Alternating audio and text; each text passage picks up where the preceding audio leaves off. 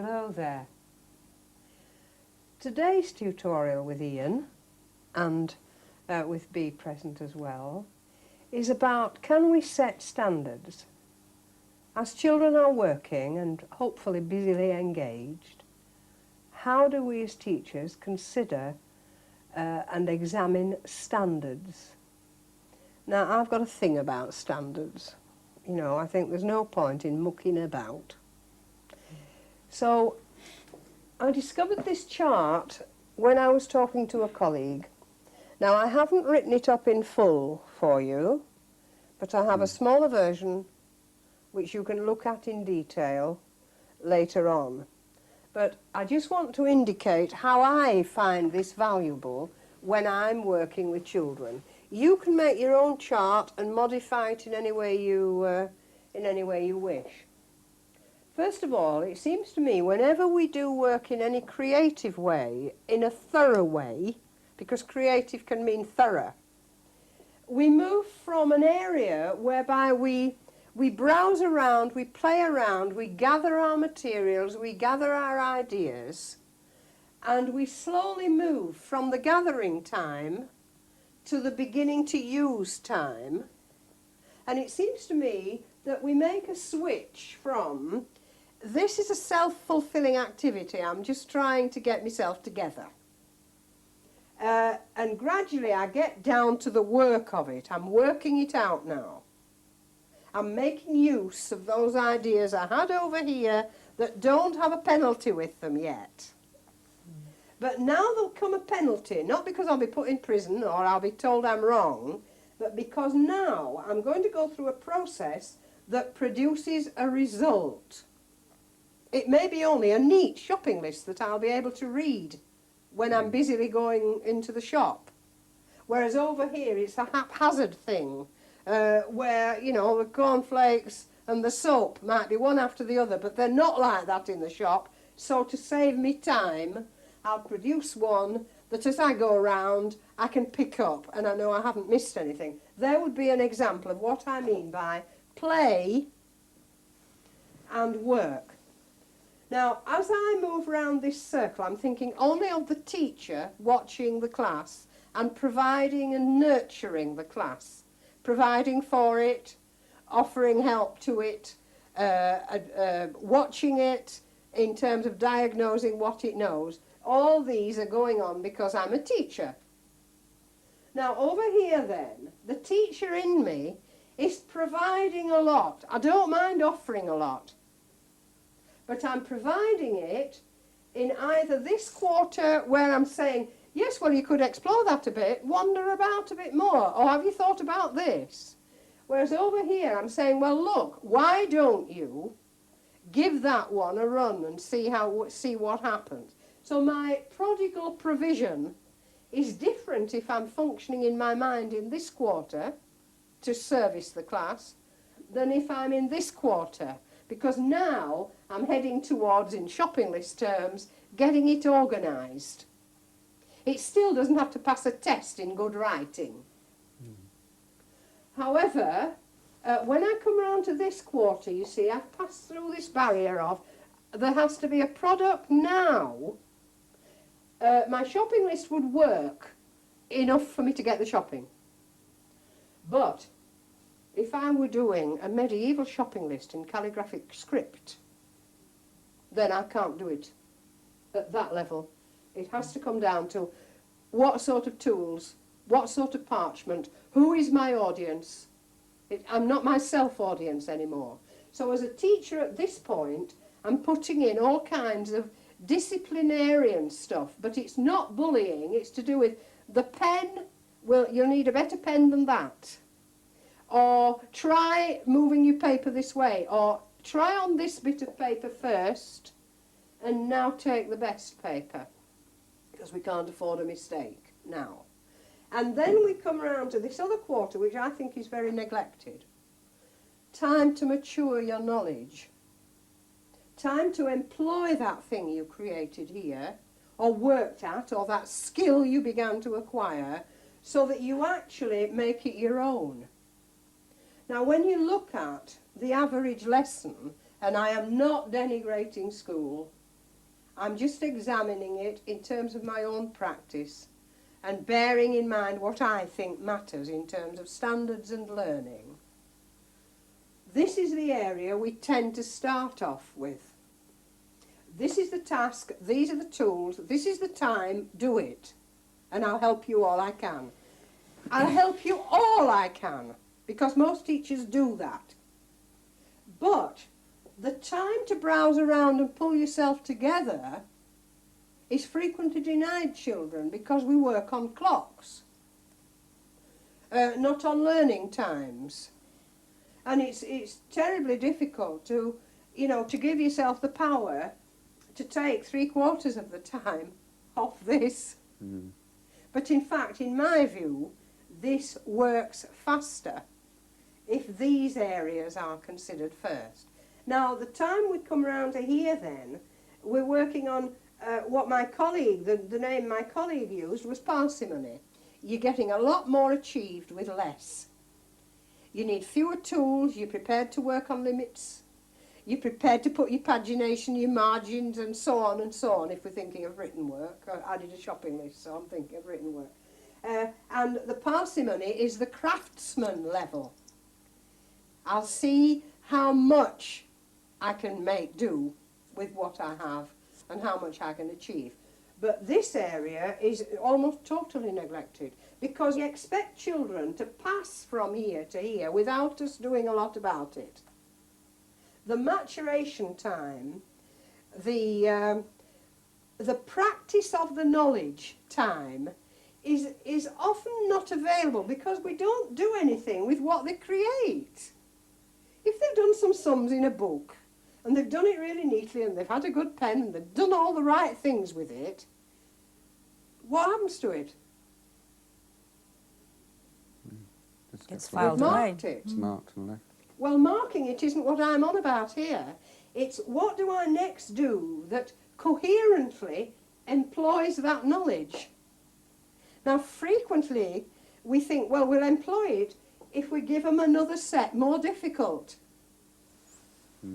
Because now they can do their 7 times, we'll give them their 8 times, which I'm not against tables by any means, because I think they're sensible. But there often is no purpose beyond the teacher seeing it. And, of course, the child seeing I've filled a book, and now, I've done an awful lot of work in this book. Now, what we've been talking about is the provision of the circumstances in which everything that is browsed about, developed and orientated and focused, then achieved, will have to be used. In your case, because you've got to prove to that man that there are all these plans for the Wind and Air Pavilion which will be carried out and there will be audiences. It won't be in Cardiff because we work in schools and our culture doesn't let children be enfranchised. So, to get them to Cardiff, there probably aren't going to be the resources of time, money and so on to actually work with architects to complete it. One day maybe we can get more of this as children are entered into the culture rather than carefully nurtured outside the culture. I've put that rather badly. So this is what I'm talking about when I'm talking about standards. Now the teacher in me then knows when I'm with a child which quarter I'm servicing and when I'm with the class. And I'm going round this constantly. In my real life, of course, I do it all the time. We allow ourselves to do it. Going to buy a new car? You start here. It's when you have to consider, you've browsed about, then things like, well, how much can I afford? What's reasonable to pay? I've checked on all the figures. Things begin to make limits, but I still have choices. But when I go down to the place where I'm going to buy the car, I'd better there'll be a penalty zone now if I get one that's no good. The money has to be right, it has to be available, all the promises have to be there, and so on. And when I come back, I'll spend some time learning about it. As I drive it around, this is the time when I see whether that was a sensible thing to have done. And if it wasn't, I've got to go here. Or if it was and I need one again, I've got to go back to here again. Now that seems to me ever so reasonable. This outer ring is the children. Time for them to explore. And that quality of exploration depends upon the kinds of stimuli and my enabling skills that I provide for them, so that they don't muck about, they explore. One doesn't abdicate from that. Over here is their time to orientate themselves, to get moving on something. And again, what's the quality of my assistance? At what point do I begin pulling in the reins? What supplies do I provide that help them with their orientation? You'd be better if you were on your own at a table. We'll have to watch that paint doesn't wash over onto his work. Those are practical things, but others are, well, I expect you've been to the seaside. Those are other orientations and enabling skills, you see. And then over here, the quality of the limits I provide, the support system I give while I'm actually taking away and making them do more with less. It's all to do with my quality here, so they get quality experience there. And then over here, their time to elaborate. When I was thinking this through the very first time with students, I was thinking about when I used to go down to school. I had a 2-mile walk, and in this corner, in autumn, you were slushing through all the leaves and watching the oil stains from the old cars, because there used to be a lot of oil, didn't there, in the roads in my childhood. I thought it was petrol then, but I now realise it's oil. So this was, you know, slushing your way to school. But this began to be realising that the leaves were different shapes. I can well remember the big sycamore leaves were much more interesting to slush through than the little frizzly bits that had disappeared almost. And then, you see, this area, it was collecting the nice ones. And then this was coming home and my granny saying, well, they'll have to put them somewhere. Get a jam jar. And you can take it, it doesn't matter what aspect of life you're thinking of. Now I'm just going to take you back through a thing we did with the children in the Tudors and Stuarts. So you see, if you remember, I said, and I'll get you to do it now, can you put the houses of the royal families of Britain in the right order time-wise? Now you see, while they're doing that, and I'll stop them in a minute, so they better be fast. Right, to make that one goes at the I'm in this quarter. I am avoiding saying, wait a minute, have you got that right? What I'm doing is listening to the way they are either confident or unconfident.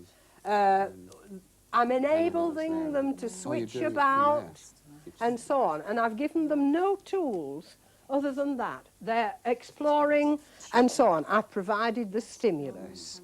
I'm making no judgments, but I am curious as to not only what they've done, but whether they're enjoying doing it. Has it given them enough of a game element to get on? Now I'm going to move them firmly into this quarter. By the way, you can use this to check if you're right. Just check if you're right and then see if there's any alteration you need to make. Now, there's a no penalty in the way I'm talking to them. Not see if you're wrong and put it right. I'm saying see if you're right and if there's any alterations you want to make. So this area, you see, I'm avoiding the penalty element. But actually, this is giving you a penalty element if you choose to take it. If you choose to say, oh, we're all wrong, we've got these all wrong. Well, you did it to yourselves if that's the case, and I've learnt something about the class. and how it feels about being wrong. Now, you seem quite calm about being okay. Did you have to change anything? Because I was busy talking to the people. No, I cheated. Well, I would have had to change I saw you that. look at it, yes, yeah. But obviously this would be hidden at that moment from you. So you see, they moved to there. Now then, the next stage on, you see, might be, it's got to come into this area now. So can we take 2 out? I'm going to ask you to take that one and that one. Can we take all the others away? And somewhere, which I've probably lost again, I've got, now this is more complicated. Some of those are Tudor kings and queens, and some of those are Stuart kings and queens. Now, we won't look at this just for a minute. There's 14 of them. See whether you can work out who might follow who. Now you see, the way I've dealt with that, Change the I've first. put a Change little the bit of second. pressure on. I've limited what they have to do, but I've expanded the difficulty of it. They have now 14 kings and queens, and it's a big, complicated job. Now, it doesn't matter, except they've all got to be used. Don't lose any. Check that you've got, is it 14? 1, 2, 3, 4, 5? How many have you got? Maybe I've counted wrong.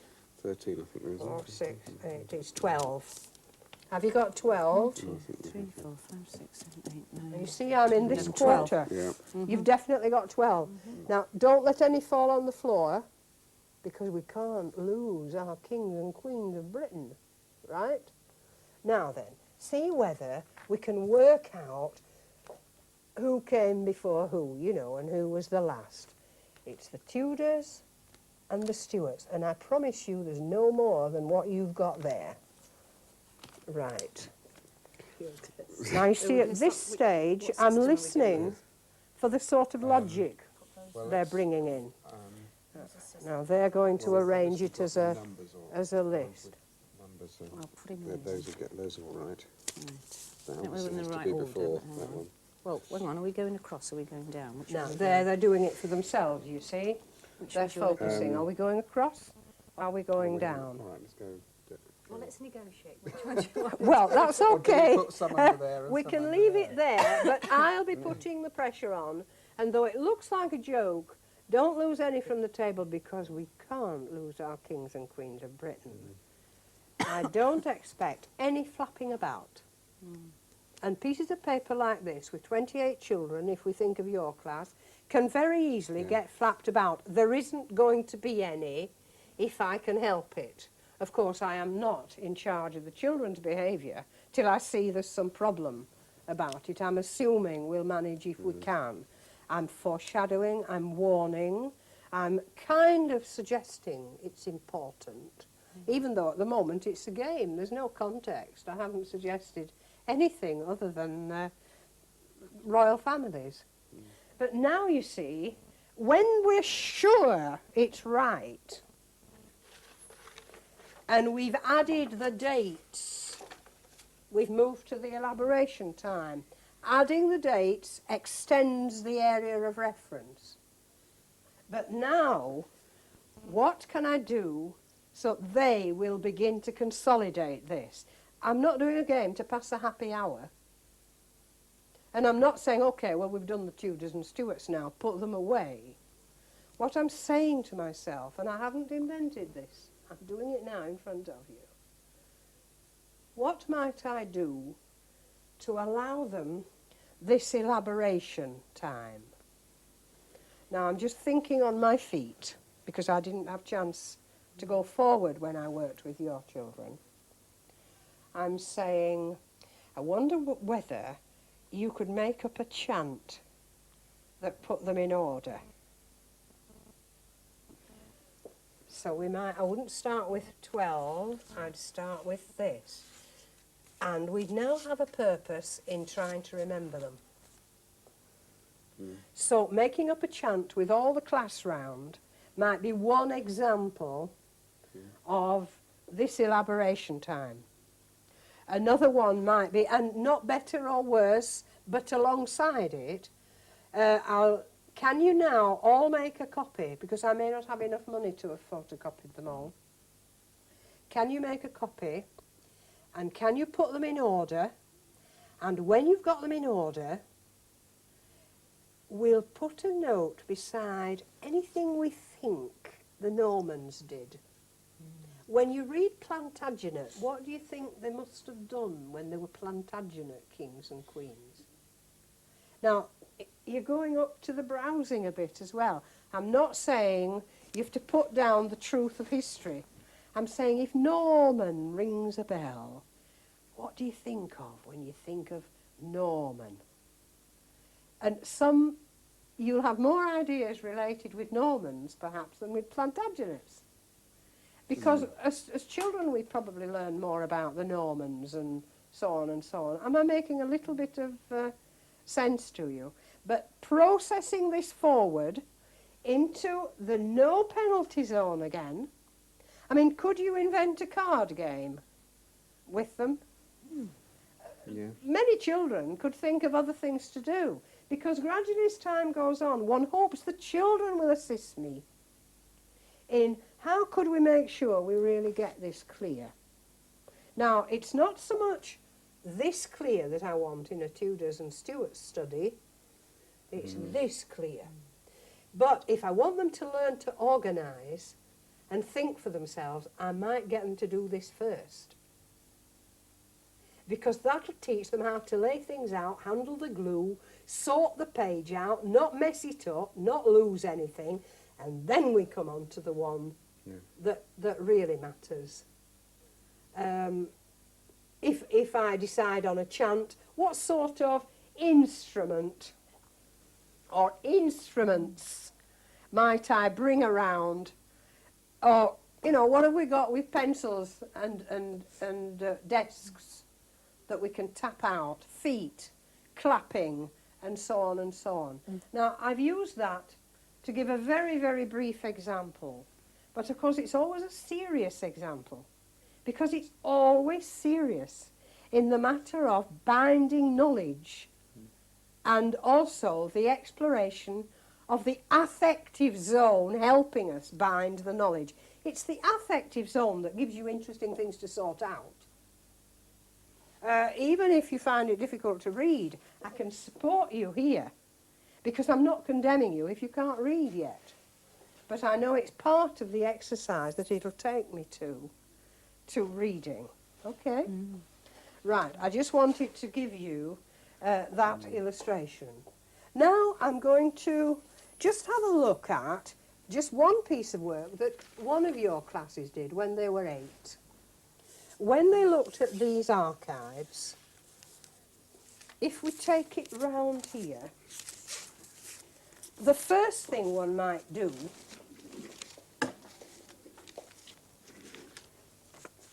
is give them browsing time. So the way I talk, it has to be browsing time talk.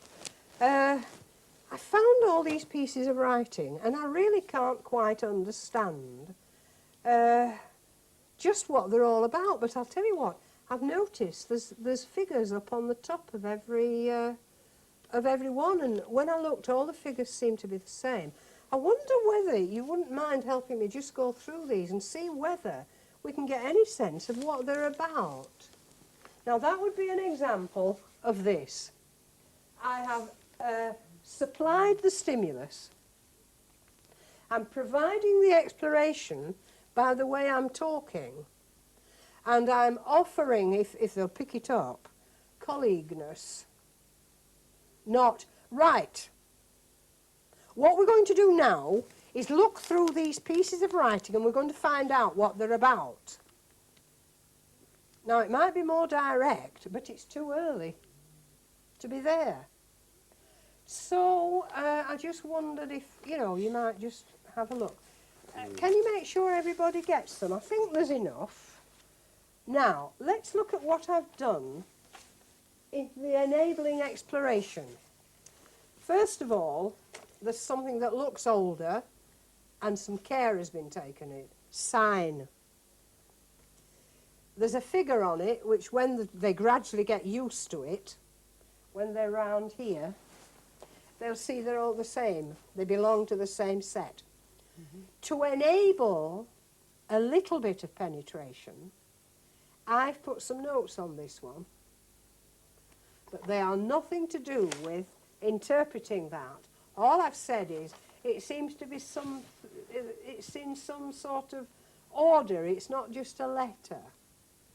So I'm just a little bit helping them to see these words are not just a letter. To whom it may concern isn't just an ordinary letter.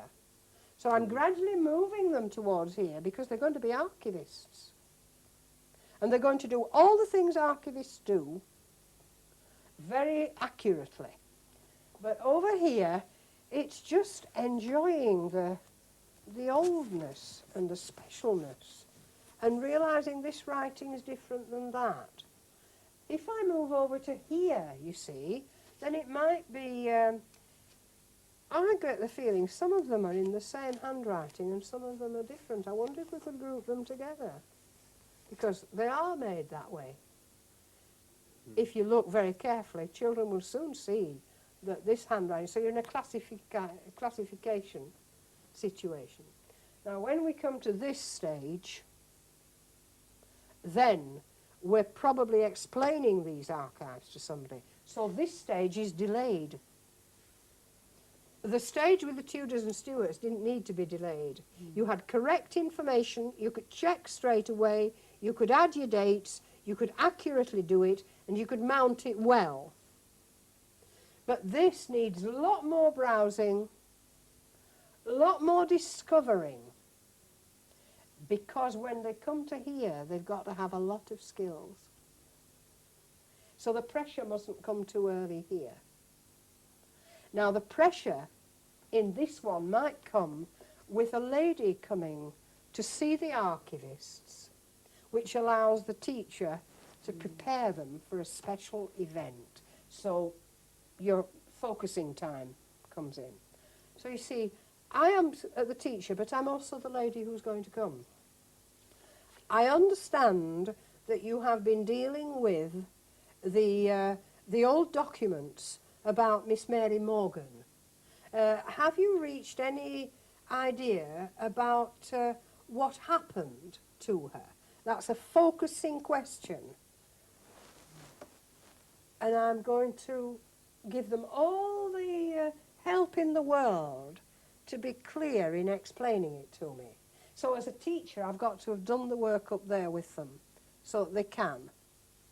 Does that make a bit of sense? Because there's no point in them rewriting the archives. Copying the archives down is a hopeless task. It's like copying out of books. It gets you no place. But assembling what you now think you know about it, and a courteous visitor who's pressing in a gentle way, helps you realise what you know.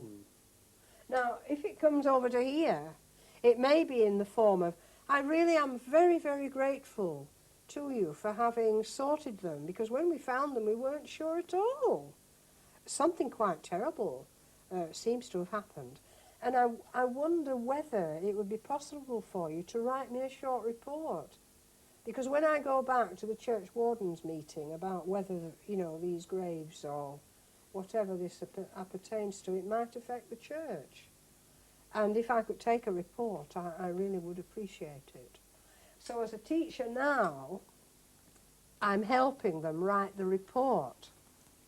But it's not at this level of, it had better be perfect, but the accuracy that we now know here, we've consolidated it. So what do we think is the most important thing to say about them, that we can say that's definitely right? And maybe you could just put the report together in some way, and I'll take it along to her. Now, does that help you see how it works for standards? It means when I walk out of the room, or even when I walk into the room, I can make an assessment as to where the children need to be a bit, but where I can push. Because I'm not talking about messing on forever. I'm not suggesting that this doesn't matter. This is the time when children achieve. This is the time when children feel they know, but this is the time when they learn to understand. And this is the time when they collect the knowing they've got to bring to this stage. So I'm very aware of this.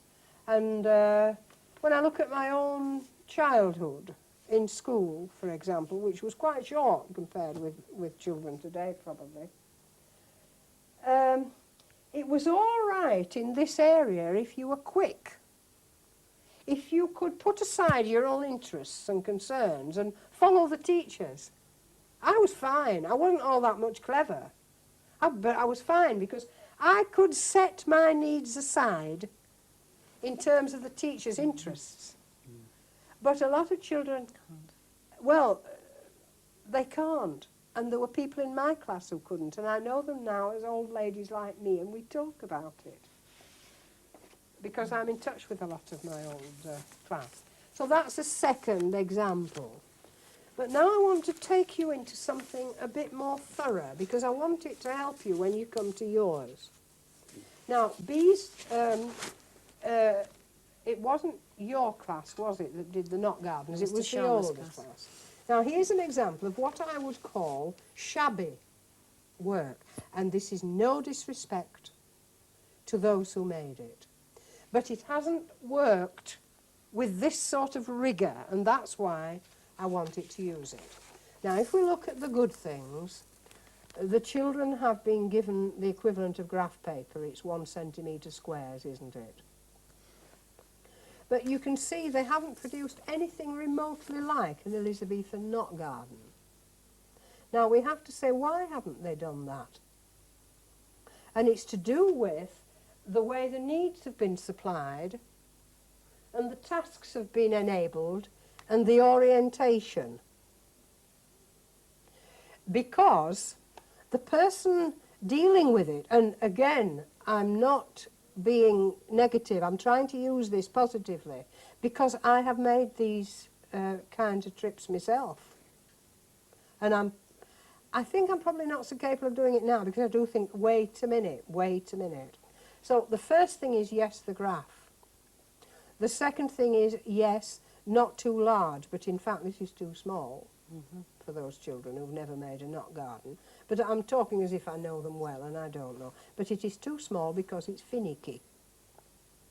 Those are the yeses, however, and of course the care in mounting them and the trouble taken to, there's been a use made of them over here, as yet. So I said to myself, OK, Dorothy, if you're going to criticise somebody's knot gardens, what would you do?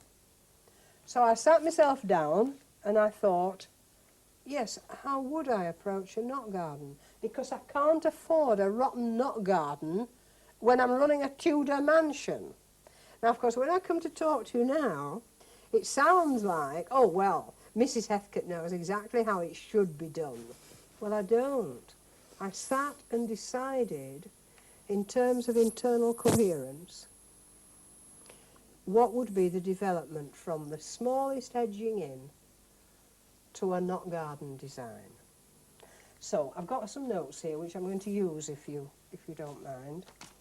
For a start, I took a bit of trouble and I looked very carefully at knot gardens to teach myself and remind myself, because I didn't know much about them. I've seen one or two, but I hadn't paid a lot of attention. So I looked for knot gardens, as you know we had a look through. And of course it was when I began to look through I realised something that the children must understand. The thrilling thing about this way of teaching is how you keep on learning. I think you said that earlier on. You'd never stop learning. I had not realised that the knot garden was to be viewed from above. I'd not registered it quite firmly enough. So I thought, right, that's going to matter. So that's got to be built in, even during this exploration time.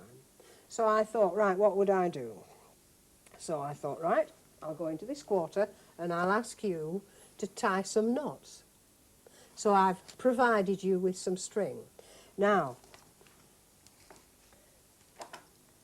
I could have provided you with this because I've got more of this, but it wouldn't work. That string's the best. I happen to have it. You can have a fair amount because there's only 2 of you. It's a very small class. And I've had to cut that into 30. The reason that's better than this is you can unfasten that and try again. Now, I've given you a black cloth this morning. I don't know how I'd manage it in school, but I want it to show up like that. Would you like to try some knots? I knew this was coming. Let's all have a go at knots, shall we? Now, it's not the bit between the knot, it's the knot bit. And we'll just see if we can make some interesting knots that when you looked at them from above, if you could sort of put them down, you can see like a shape and you can see, you know, whether you like it or not. So that would be my first quarter here. Tying knots. Now, I haven't given you much time to tie knots, obviously, but I would, because it's planting the bird's eye view. It's one of the most important things about a knot garden. I can't afford to rush it, because just me saying that doesn't give them a bird's eye view yet. They haven't enough experiences. So, can you just do a quick sketch of that one and then undo it? And try another. So a few goes at that with no penalty, plenty of chance to experiment with knots, but always just do a quick sketch, not draw it. Do a quick sketch because I want shapes, as many as I can get, and I don't want to impose them. Okay? So that's that stage. Now the next one is, go on, tie yourselves another knot, quick.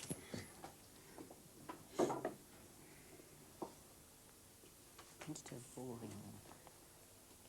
You can just lay it down, you see, it might be just a pattern laid on now, but anyway, let's try it. Now, when you've got your knot, oh, that's an interesting knot. That's a sort of line of knots with a little road between. Let's invent some names for them. Now, I need a blackboard, and I can't use it, not just now, but I would write the names down. Have a chat amongst yourselves and find a name for that particular knot form. Now, you realise I haven't said knot. I've said knot form. A knot garden has a form to it. What are we going to call yours, Ian? And you can be as inventive as you like. Well, it's a bit like a snail shell. So how about A snail form. A snail form. What's yours? What shall we call yours? Pearl beads. A pearl bead form. Now, can you hear? I'm still here. Now then, let's just move it on a little bit. This time, tie another knot, you know. Take a knot away, or get another piece of string. I need them to have a lot of time learning to manipulate it a bit. This time, maybe try putting your shape with his shape and see whether you get a combination. Can you fit mine in with yours at all?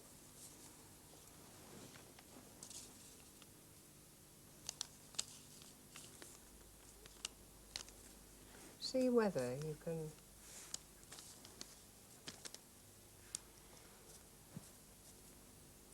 And what I'm getting now, I don't know that I want that I'm at the going end, to or start whether I want- no, I think changing I my want it at the end. language because I'm going to move over to here. You know, in a way, when you look down, they're sort of paths, aren't they? That looks like it's a path that sort of comes down to a special place here. Can you just in your mind walk up it and walk round the paths. And we'll see whether we could give that a name. If they were all garden paths, I'm just wondering what we'd say. I'm just going, and what we would call it. We're almost into mazes. It's almost like a maze, isn't it? Yes. Seems to me that there's an area here where there's a complete circle. So once you got in there, you'd have to come out the way you went in. But over here, there's a sort of end point, isn't there, where you might sit down for a minute or two or something Or like go that. to a view, perhaps.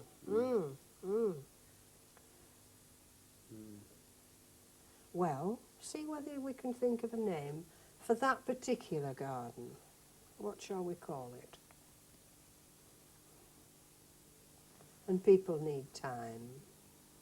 And in a way, the quality of the silence is what tells you whether you're going too fast, and so on. Anyway, this would be my beginning into knot gardens.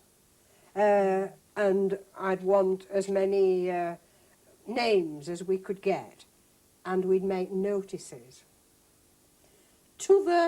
Because we run a National Trust house, to the, well, we haven't given it a name yet, to the knot maze, or whatever we want to call it at the moment. So that needs a label putting at the side. Circular knot maze. To the circular knot maze. Right, well, that's it. Then we can make our, sign. It's still in the no penalty zone. We're still playing around. However, can you now draw that really accurately? And when we draw it, can we think about what might be in that circle and what might be at the end in that very little ring there? And what there might be on the way as we walk around these paths. Sometimes they put seats, and sometimes they have statues, and so on. Fountains. And sometimes they have fountains, yes. Well, we won't put the fountains in. What we'll do first is we'll just draw the shape. So make sure you don't destroy it till you've got it drawn. And it's when you're going round the shape, you can maybe see in your mind's eye, your drama eyes, what there is there that I came this way to see. Right? Now you see, then I've come round to here. It's still very much up in this area, but it's moving down to here. Don't move, don't spoil it. Be disciplined. You think you're drawing, but you're drawing to do something else. You're doing more with less. Does that make it a little clearer? So you see, at that point, mounting the knots or drawing the knots accurately as I've moved round to here.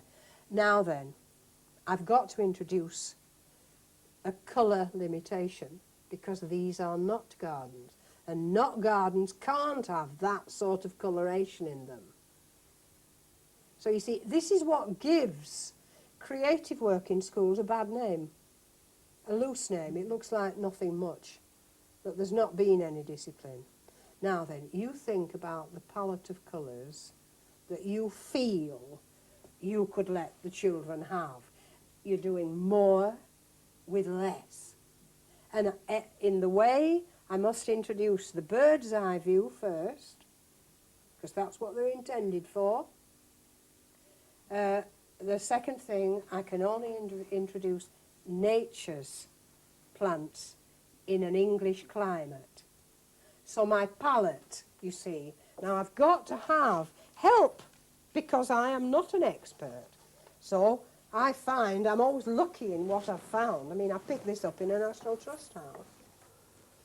What can I afford to give them? And do I need to give them a base colour on which to mount their colour? So you see, I'm going to offer a very strictly limited palette at this point. And the task in hand is to paint a shape based on geometric shapes, all kinds of shapes I can give them because I'm in this area. They have to be the sorts of shapes, half circles, quarter circles, circles, rectangles, triangles. I don't even know all the names. I'd need a mathematician to help me with this. That allows time up here to decide what sort of shapes I'm going to put in my knot garden, and then get down to doing it. Now at that point, here we can experiment, like we go back to the string almost, but we're doing it with circles and squares of paper. I've decided, however, from this point of view, to give them a colour underneath if I possibly can. In this case, I mean, this is an earth colour because it's gravel, because this is what was done.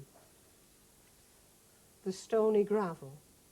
Now, okay, I've got this sort of paper. There's usually sugar paper. I'm not going to spoil the paper because I'm going to arrange shapes, and then when I'm satisfied and I've labelled it with a name, because I'm taking them back through now the same route to the garden of ellipses, to the garden of circles, to the garden of, and then I'm going to do it. And I'm going to do it with the limited palette colour, which is over here again. And all these gardens, in the context of a Tudor manor house, will move to here. What do we think about the name for the garden? The name on this garden? Yes. Samantha, come and talk to us about it. We haven't yet decided on the herbs and the flowers and so on and so on. But what we're going to be thinking of when we look through the windows of Therese, whether we think this garden, and we're looking at it here of course, but we're doing it with our mind here, is a suitable one for Therese. Now at that point, you see, I can look at them all.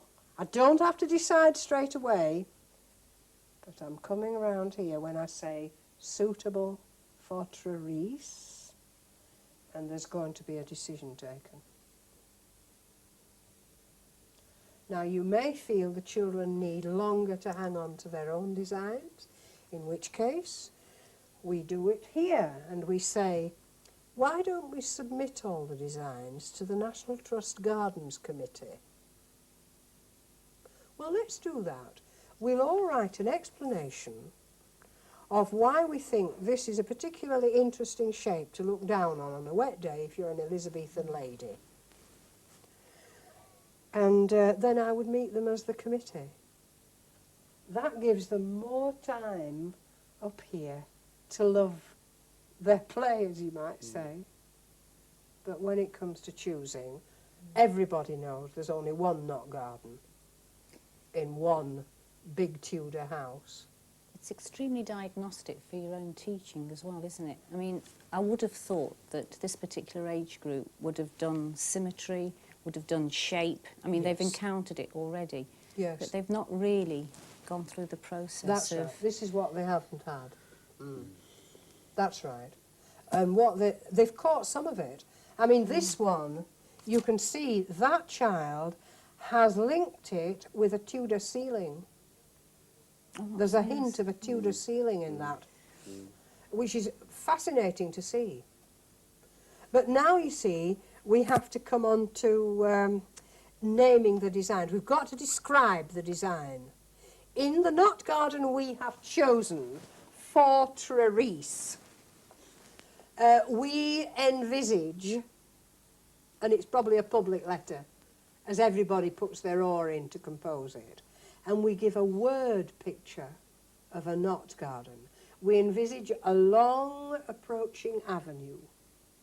This will in turn give way to two side roads or two side paths curving inwards or outwards, but it's a precise description of whoever's knot garden has been chosen, so that that then is submitted. And of course it's in this quarter. We're doing it accurately, but we're doing it to crystallise what it is we've done.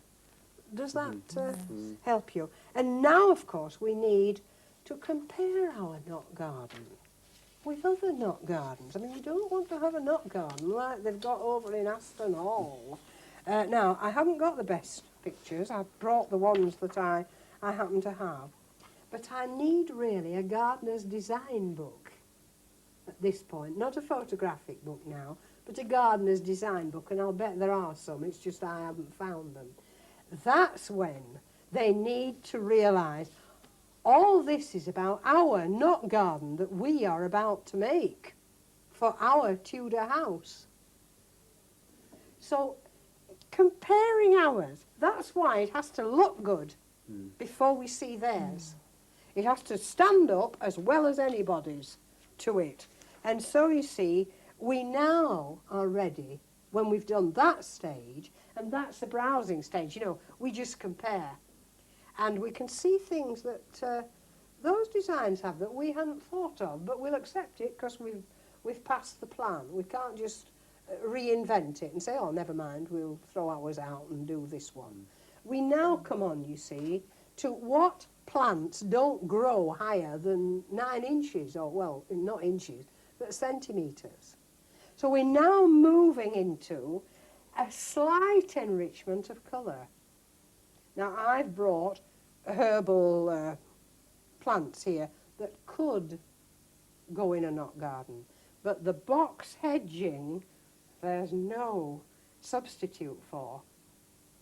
So we need to really look at gardening books at this point to get that sense of how would it look if we put a patch of purple in that little ring we've got there. Would we be allowed, if we have a statue, and what would be a suitable statue for ladies to look down on a wet day in a Tudor house, could we risk a bit of colour? Could we make it seasonal so that when people come at Easter, then they come later on?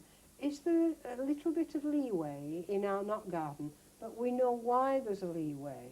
So when we finally do plant it, we've limited it to just what we do need, you see.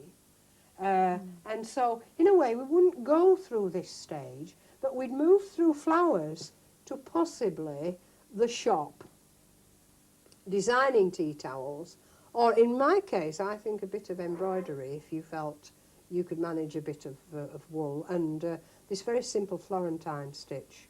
Now, you see, we're going round. When you come to the genuine tea towel, you're going to browse how you'd lay it out on the piece of paper you're designing it on. Then you're saying, yes, well, we'll have to put in Therese House, Irish linen, all the things that it says that qualify it, you know, for the price it costs, and so on and so on. So round here you're into layout, but down here you're into, once it's selected, it has to be costed. We have to get approval.